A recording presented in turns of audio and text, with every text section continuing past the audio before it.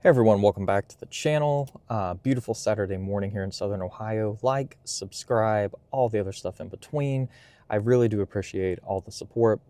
Today, we're going to talk about a doe, a DOE, Department of Energy, a doe, a deer, a female deer, a ray, a drop of golden sun. And I mean that sincerely because the doe has been something of interest of mine for a very long time, but they always seem somewhat unobtainable. So for H&R to actually bring it to fruition as they said they would, and in probably a more timely manner than I expected it to happen, I am pumped. Now, I did not get a complete doe. The uppers and the complete guns went out of stock extraordinarily quick.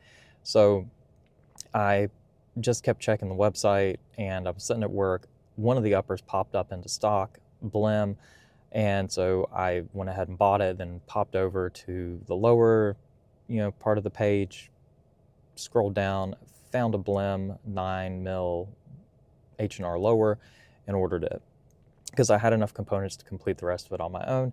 So if you do take that route or have that option and you know how to build a 9 lower, and is it different than any other AR in configuration wise? No. But yes, because the buffer weight fitting the ejector to the bolt does take a little bit of stuff, and we're going to talk about that. So I ended up saving around $250 by doing it in this manner, and honestly, I just would have bought the complete gun if they wouldn't have went out of stock in 2 minutes, and it was like carjacking. I don't know how PSA has their website set up, but I was checking out, I put my credit card number in and hit submit, and it said, the product you're trying to order is not enough. There's not enough quantity for you to order it. So that was a little bit annoying, but it was honestly a positive thing because I didn't need to really put it on a credit card. If I didn't have the cash on me or the money in the bank, I really didn't need to order it. At least that's my philosophy. So I ended up throwing the money in the bank and, got the upper and the lower and saved what I'm going to consider a good amount of money. Now, we're going to talk about the doe, a deer, a female deer, and I have never seen The Sound of Music, but I know that song. I don't know why, but I do.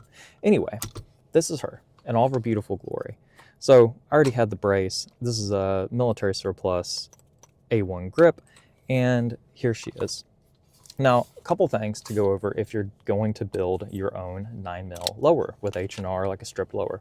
For one, the hammer. It just has to be a basic bitch hammer. The 9mm bolts, typically with a lot of other firearms as well, especially if it's a classic 9, like a 635 or whatever, if you're building one, they don't really like any other type of like hooked or hammer. They just basic bitch hammer. You can mess with weights of the springs and whatnot on your own.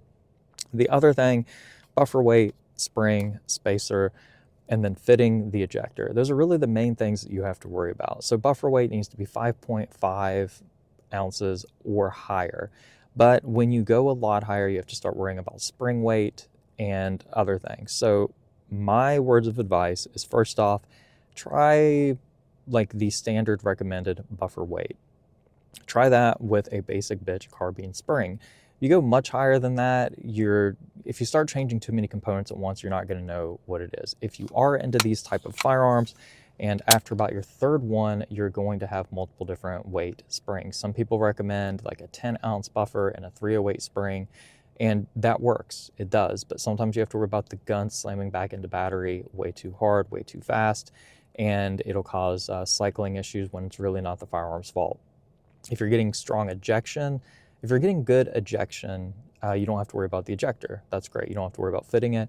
But if it's worrying about like going back into battery and feeding issues, you can start looking at the buffer and the spring. And there are so many amazing resources out there about how to get these to run right if you're building one. Now, from the factory, I think PSA H&R goes ahead and gets them running right. I've never bought one of their complete 635s. I own an OG 635 kit that I built up the lower on my own, and it's ran amazing without, and honestly, I put the least amount of care in building that lower, knowing nothing about it, and I still never had any issues because I used the original Colt buffer. But then I tried to build another one later on and ran into these issues and had to learn the hard way, so I'm just going to share that information up front with you. Now that we're talking about the DOE, the Department of Energy, we had a great thing called the Cold War, which is where these come into interest. for me. So Department of Energy, we needed to guard nuclear installations. The CIA used these, and so they were issued to troops in that capacity. Troops, soldiers, governmental members. There's a word I'm looking for there, but people that were in charge of some very volatile areas, right? So my main question that I cannot find anywhere on the interwebs is what type of magazine pouches did they use? In my research, the only one that I've been able to find, see right here, I have a bag. This bag actually attaches to a much larger bag. It's the patrol pack off of that bag. So as we're pulling this bag out, this thing right here is a CIA non-marked pouch, and it does carry quite a bit of, quite a few magazines, 2, 4, 6. I have one of the magazines in the bag, and I pulled these off another rig that I had made just to show off the bag, and it's probably a reproduction bag, but it is the only thing I could find that was legitimately used for CIA purposes with the 635 and with the Department of Energy gun. You have a clicker, a pouch for a clicker for like a claymore or a radio. Something went here, and I'm pretty sure it's not a radio due to the way the pouch went. From what I can find out, this was either used for a detonation device or it was used for a grenade, something of that sort. So here's the D.O.E bag. Back here, I have no idea. Flare pen is what I'm thinking. But I'm really good at research. I'm not trying to brag, but that was one thing that grad school and undergrad taught me, is how to research and do it pretty damn well. That, and I have a lot of spare time on my hands. Anyway, so looking through the research, looking through my books, I can't find anything about when these were issued, when these were being carried, what type of pouches they carried the magazines in. That is my main question. This video is going to be short. Now, back to the quality of the doe, a deer, a female deer, a ray, a drop of golden sun is what she is. She's beautiful. Tell her she's pretty, because honestly, this thing is beautiful. In terms of history, the handguards are legitimately that of an original doe, not like some of the reproductions. I kind of wish we would have had a slip ring here, but I don't think that would have been accurate, but it would have looked damn sexy with a slip ring.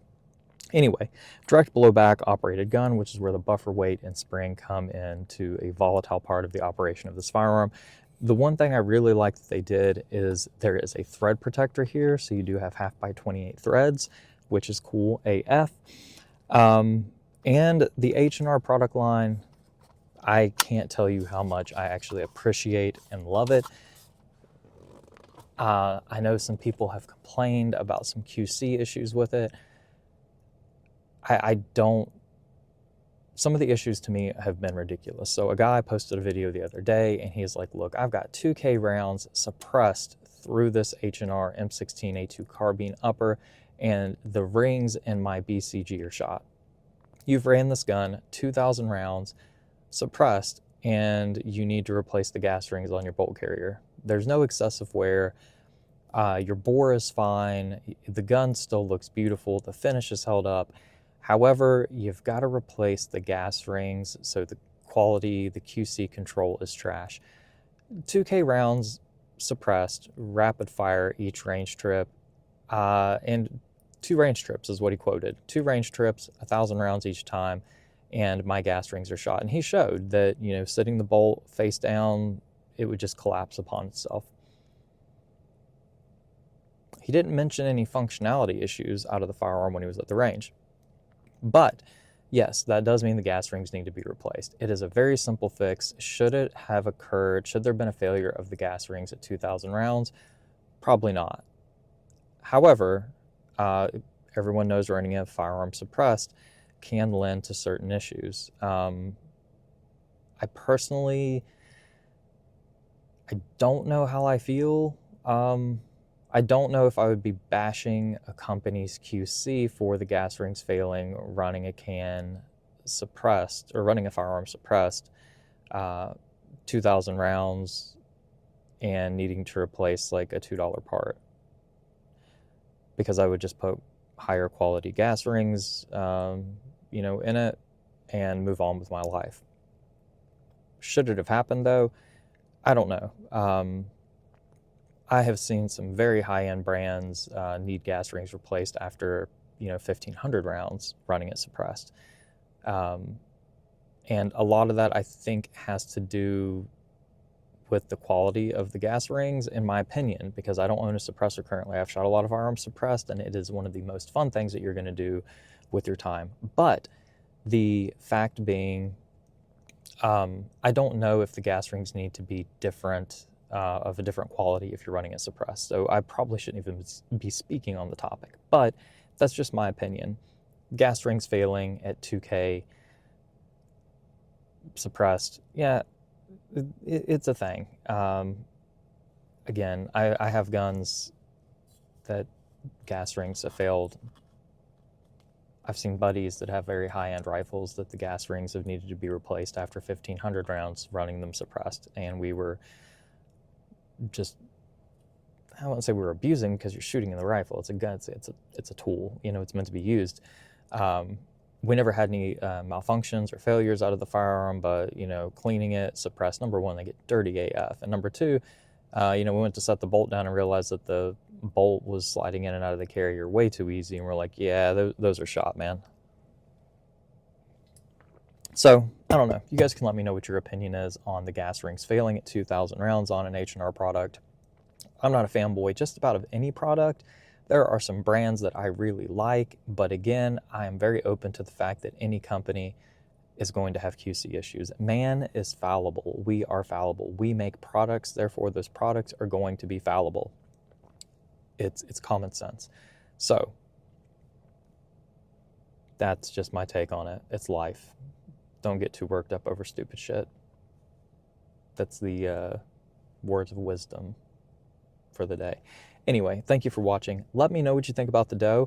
I will get a video of it running very shortly. It may take some tweaking. I'm going to be honest. The 9mm SMG AR patterns can be finicky. Once you get one running though, it's butter. And with the modern technology, you don't even have to worry about like the clunkiness of the buffer and the clunkiness of it coming back and forth. On semi-auto, they're fine. I'm going to start this over.